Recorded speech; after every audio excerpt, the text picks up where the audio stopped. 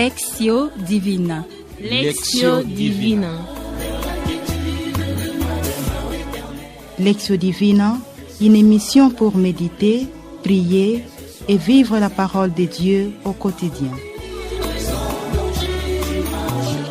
Lectio Divina. Lectio Divina.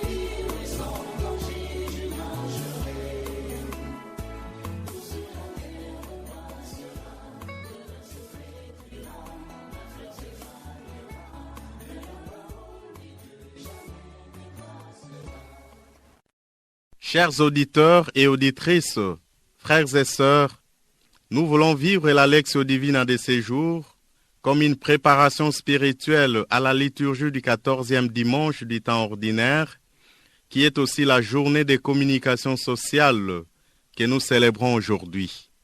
Nous sommes de ces fêtes appelés à porter dans nos prières toutes les personnes qui s'appliquent à utiliser ces moyens puissants pour annoncer l'Évangile, pour l'édification du peuple de Dieu et pour la formation intégrale de tout homme et de tout l'homme.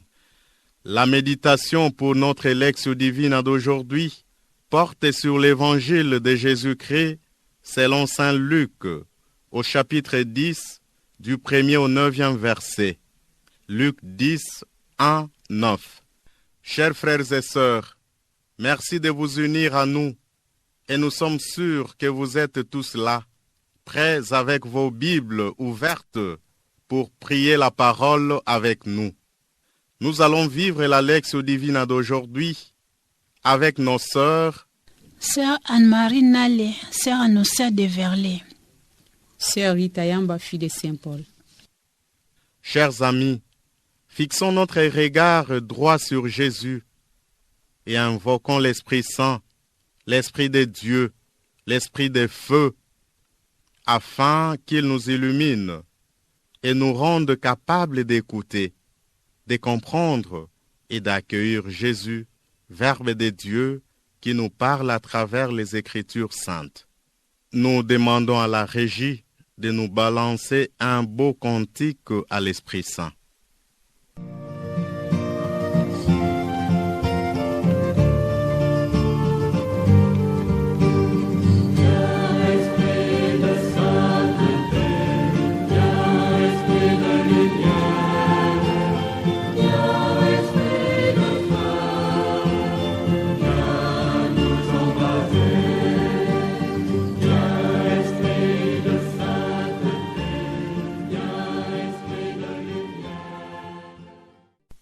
Chers auditeurs et auditrices, frères et sœurs, amis de la Lectio Divina, dans le passage de l'Évangile que nous allons entendre tout à l'heure, Jésus envoie 72 missionnaires.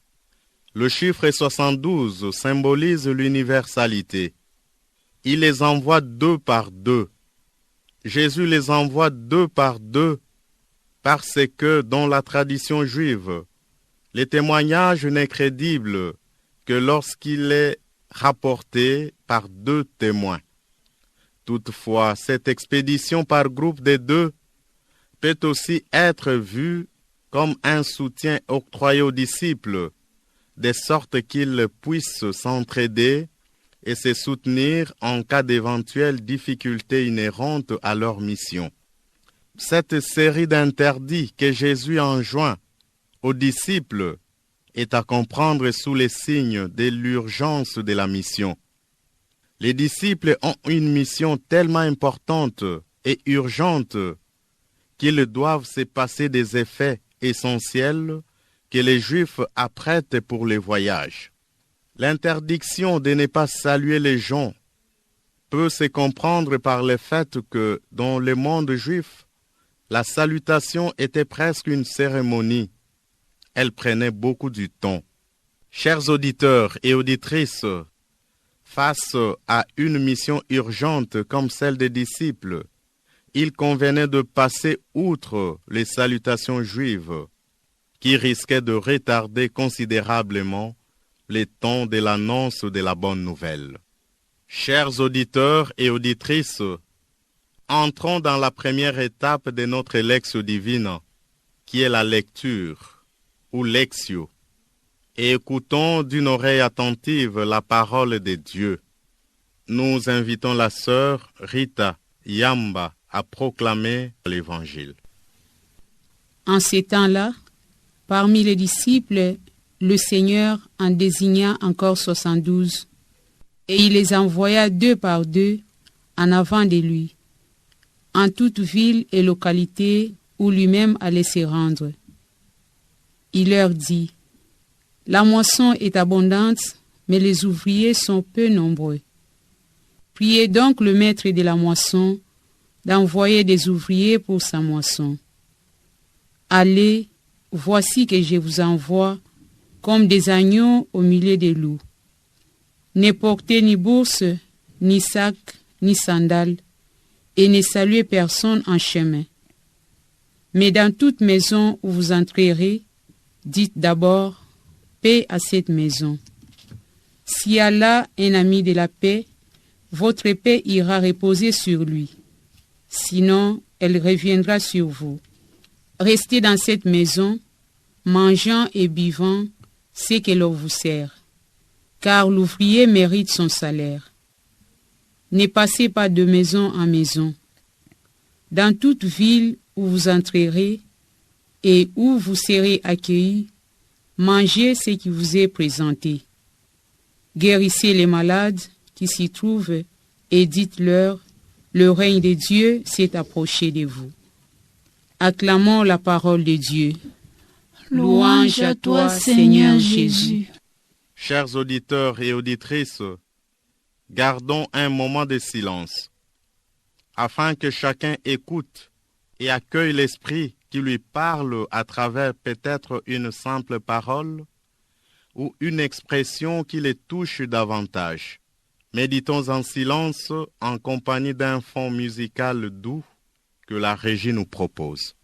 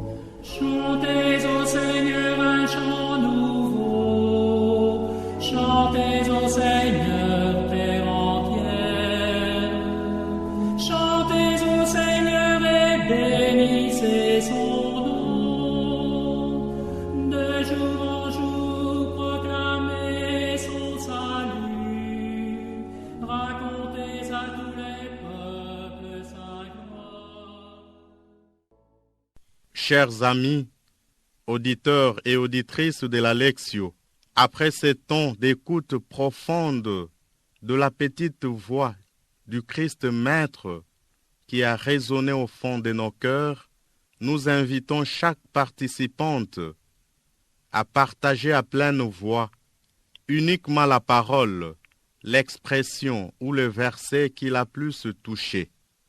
Mes sœurs, vous pouvez commencer le partage. Je suis touché par le verset 4 où Jésus dit « Ne portez ni bourse, ni sac, ni sandales, et ne saluez personne en chemin. » Je suis touché par cette phrase. Je vous ai donné pouvoir d'écraser serpents et scorpions et pouvoir sur toute la puissance de l'ennemi, et rien ne pourra vous faire du mal.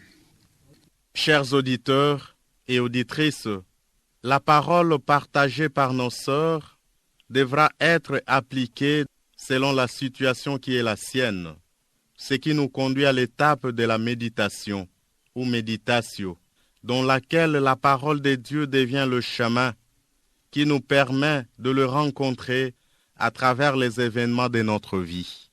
Écoutons une fois de plus la proclamation du même évangile de Jésus-Christ selon saint Luc, chapitre 10, versets 1 jusqu'à 9. Nous invitons sœur Anne-Marie à proclamer l'évangile. En ces temps-là, parmi les disciples, le Seigneur en désigna encore 72, et il les envoya 2 par 2 en avant de lui, en toute ville et localité où lui-même allait se rendre. Il leur dit, « La moisson est abondante, mais les ouvriers sont peu nombreux. Priez donc le maître de la moisson d'envoyer des ouvriers pour sa moisson. Allez, voici que je vous envoie comme des agneaux au milieu des loups. Ne portez ni bourse, ni sac, ni sandales, et ne saluez personne en chemin. Mais dans toute maison où vous entrerez, dites d'abord, paix à cette maison. S'il y a là un ami de la paix, votre paix ira reposer sur lui. Sinon, elle reviendra sur vous. Restez dans cette maison, mangeant et buvant ce que l'on vous sert, car l'ouvrier mérite son salaire. Ne passez pas de maison à maison. Dans toute ville où vous entrerez et où vous serez accueillis, mangez ce qui vous est présenté. Guérissez les malades qui s'y trouvent et dites-leur, le règne de Dieu s'est approché de vous. À présent, chers frères et sœurs, amis de la Lectio Divina, nous demandons à nos sœurs participantes et à vous tous qui nous suivez de partout d'appliquer la parole dans votre vie.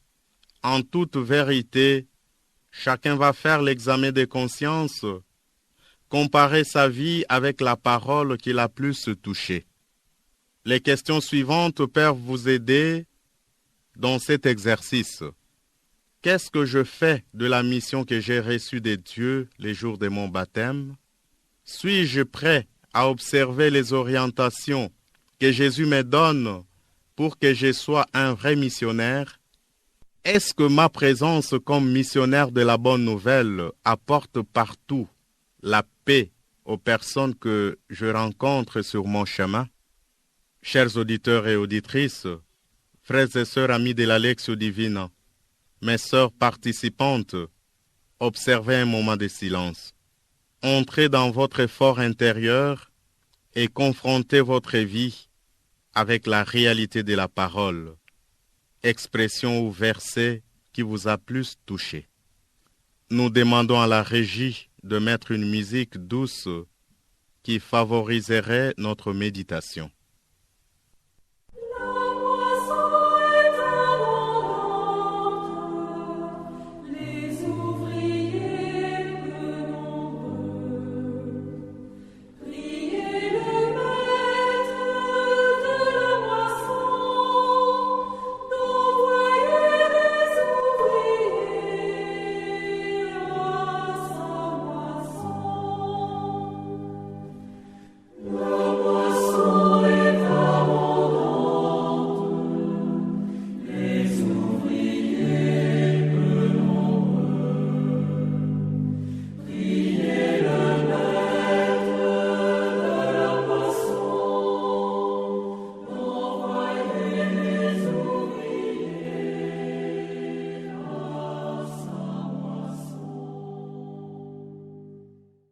Chers auditeurs et auditrices, frères et sœurs, amis de la Lectio Divina, le moment est venu pour le partage.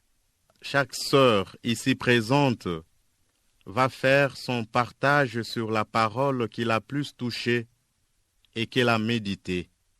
Mais avant de faire votre partage, prenez soin de reprendre la même parole qui vous a touché. Ne portez ni bourse, ni sac, ni sandales, et ne saluez personne en chemin. Ces paroles de Jésus, qui sont des directives sous forme d'interdiction données aux 72 disciples, s'adressent aussi à moi aujourd'hui, en tant que chrétienne, disciple et religieuse à la suite du Christ. Et les mots-clés qui ressortent de ces versets, c'est le détachement. Je sens que le Seigneur me rappelle que pour être plus efficace dans la mission, je suis appelé à me détacher. Me détacher de quoi? Des choses matérielles. Me détacher de mes idées, surtout quand je dois faire la mise en commun avec les autres dans la communauté. Donner la place aux autres.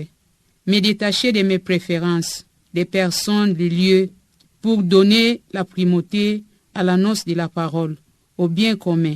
Et cette attitude de détachement m'aide à compter sur la providence divine et compter sur l'hospitalité de tous ceux qui recevront la parole de Dieu.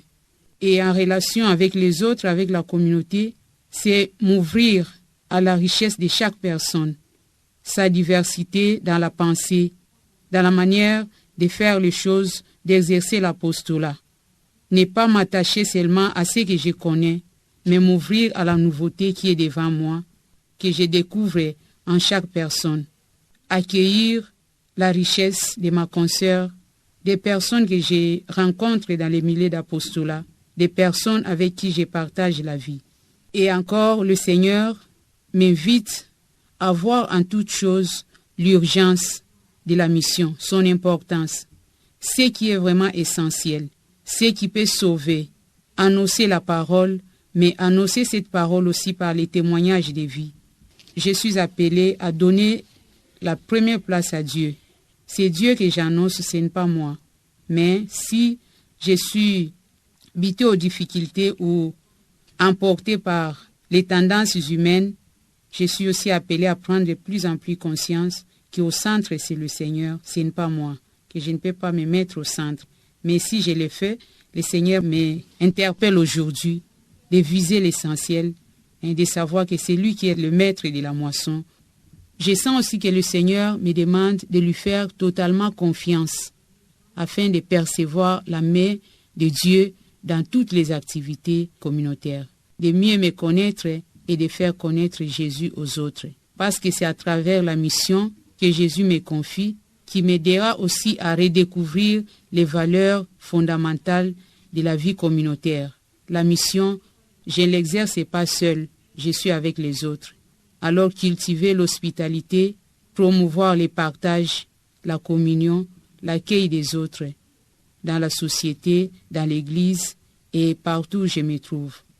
Je suis appelé à me détacher et à vivre dans la simplicité, dans l'ouverture, pour accueillir la parole, me laisser transformer et aussi annoncer cette parole aux autres dans la joie et la simplicité. Vous, je vous ai donné pouvoir d'écraser serpents et scorpions et pouvoir sur toute la puissance de l'ennemi et rien ne pourra vous faire du mal. À lire l'évangile selon Saint Luc, ce qu'il nous présente aujourd'hui, Saint Luc nous montre qu'il y a deux significations. La première signification, c'est la mission des 72 disciples. Les 72 disciples sont là pour témoigner de l'annonce de l'évangile. C'est pour dire que cette annonce de l'évangile n'est pas une affaire des 12 apôtres seulement. C'est une affaire de tout le monde, de tout chrétien, comme moi aujourd'hui. Je vois aussi d'autres missionnaires qui sont dans les actes des apôtres. Et aussi, ils sont partis, ils étaient assurés de la présence de Jésus-Christ dans leur mission. Les 72 aussi représentent ici la totalité de toutes les nations païennes. C'est pour dire que dans le monde entier, nous sommes représentés à travers les 72 disciples. Ce chiffre n'est pas un hasard. Les 72 ici, ils se sont lancés sans peur, sans douter, à la conquête du monde. comme moi aujourd'hui aussi, je travaille de la même manière que l'évangile soit annoncé jusqu'aux extrémités de la terre. Il y a quelque chose qui est comme un dynamisme en eux. La prédication chrétienne, soulevée par le vent de la Pentecôte. Ce qui s'est fait là au jour de Pentecôte, c'est ce qui se réalise aussi aujourd'hui, à travers moi, à travers tous les médias. Avoir ici, dans le christianisme, ce qui rend le christianisme stable, on dirait que cette vie, que c'est un ordre, là, de ne pas s'arrêter, d'aller toujours de l'avant, aller plus loin. Les disciples sont allés plus loin. Moi aussi, je suis appelé aussi d'aller plus loin. C'est la raison pour laquelle je suis appelé à parler de Jésus-Christ à travers les ondes, pour que le message de Jésus-Christ puisse toucher jusqu'au fin fond du monde et que les âmes soient converties. Je me hâte pour que cette parole soit accueillie par tous ceux qui m'écoutent. Si les disciples ont accompli des miracles, c'est pour montrer combien Jésus est plus puissant. Jusqu'aujourd'hui, sa parole reste puissante dans notre vie. Ce qu'il a accompli hier, il est capable d'accomplir cela aujourd'hui. Amis auditeurs et auditrices, frères et sœurs dans le Seigneur, nous venons de suivre avec une attention soutenue le partage très riche de nos sœurs. La parole écoutée, méditée et accueillie avec toute sa puissance transformatrice va maintenant faire objet de la prière. Cette prière est une réponse à la parole de Dieu, une action concrète, un engagement dans la vie quotidienne. Chers amis, nous sommes donc là dans la troisième étape de notre Lectio Divina, qui est la prière, oratio, étape dans laquelle la parole de Dieu devient prière et vie. Bien, chers amis, nous allons écouter la lecture pour la troisième fois, dont le but de nous préparer à la prière. Nous invitons sœur Rita Yamba à proclamer pour une troisième fois l'Évangile. En ces temps-là, parmi les disciples, le Seigneur en désigna encore 72, et il les envoya 2 par 2 en avant de lui, en toute ville et localité où lui-même allait se rendre. Il leur dit, « La moisson est abondante, mais les ouvriers sont peu nombreux. Priez donc le maître de la moisson d'envoyer des ouvriers pour sa moisson. Allez, voici que je vous envoie comme des agneaux au milieu des loups. Ne portez ni bourse, ni sac, ni sandales, et ne saluez personne en chemin.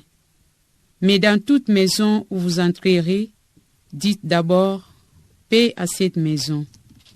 Si Allah est un ami de la paix, votre paix ira reposer sur lui. Sinon, elle reviendra sur vous.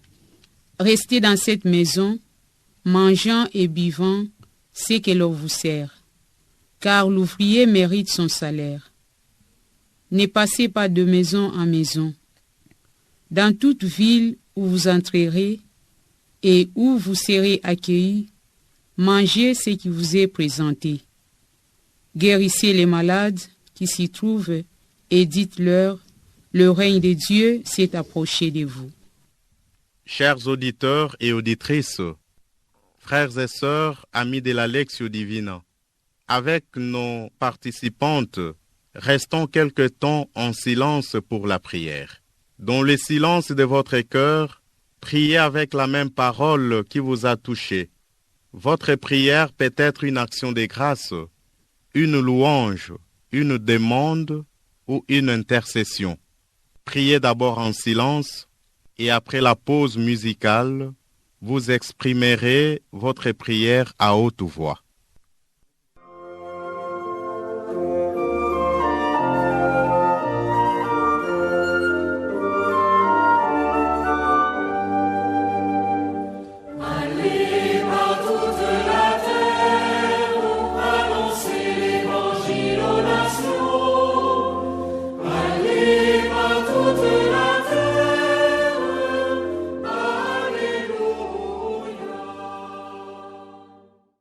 Amis auditeurs et auditrices, suivons attentivement la prière de nos sœurs participantes. Mes sœurs, nous sommes à votre écoute.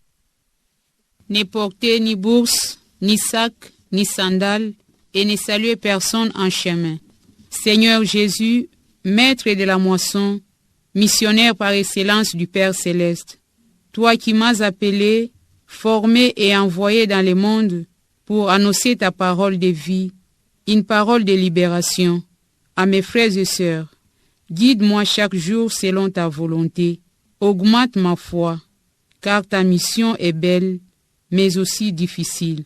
Fais que je puisse toujours rester attaché à toi, te mettre au centre de ma vie. Aide-moi à me détacher de tout ce qui peut m'empêcher à t'annoncer à mes frères et sœurs avec joie et amour. Je te demande pardon, Seigneur, car des fois, je suis emporté par ce qui est mondain, par ce qui ne m'aide pas à annoncer cette parole. Peut-être mon égoïsme, mes intérêts propres. Libère-moi de toutes ces mauvaises habitudes. Remplis mon cœur de l'amour pour ta mission. Remplis mon cœur de l'amour pour toi et pour les autres. Qu'en toutes choses, je puisse chercher ta gloire et le salut de mes frères et sœurs. Amen. Je vous ai donné pouvoir d'écraser serpents et scorpions et pouvoir sur toute la puissance de l'ennemi, et rien ne pourra vous faire du mal. Seigneur Jésus, en ton nom, les disciples ont accompli des miracles et les esprits mauvais leur étaient soumis. C'est pour montrer la puissance de ta victoire sur les forces du mal. Je te demande aujourd'hui, Seigneur, que la puissance de ta parole s'accomplisse aussi en moi. Que je puisse témoigner à travers ce message combien tu es grand et bon pour moi. Je te demande aussi pardon pour la peur, pour les doutes, et pourtant tu m'as donné tout pouvoir d'écraser scorpion, d'écraser la force de l'ennemi. Parfois je lutte pour moi-même, ne sachant pas que tu es avec moi. Je demande à la Vierge Marie, la toute pure, qui n'avait peur de rien, qui n'avait jamais douté, de m'accorder moi aussi cette grâce et cette conviction totale, cette détermination de compter que sur toi, Jésus-Christ. Amen. Chers auditeurs et auditrices, frères et sœurs, amis de la Lectio Divina, c'est avec ces prières montées vers le Seigneur que nous concluons notre Lectio Divina. Mais rappelons-nous toujours que la Lectio Divina doit continuer à être présente dans la vie au jour le jour. Merci de nous avoir suivis et prié avec nous. Grand merci à M. Olivier qui s'est chargé de la technique, à la sœur Rita Almici qui a assuré la réalisation et à nos sœurs participantes qui nous ont aidés à bien prier la parole de Dieu. Encore une fois de plus, merci à tous, au revoir et à la prochaine. Chers auditeurs et auditrices, vous venez de suivre Lectio Divina, une émission réalisée par les filles de Saint-Paul. Merci, au revoir et à la prochaine.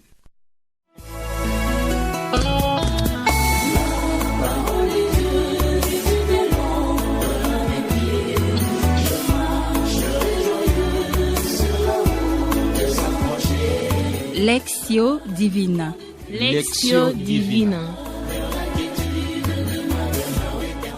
Lectio Divina, une émission pour méditer, prier et vivre la parole de Dieu au quotidien. Lectio Divina. Lectio Divina.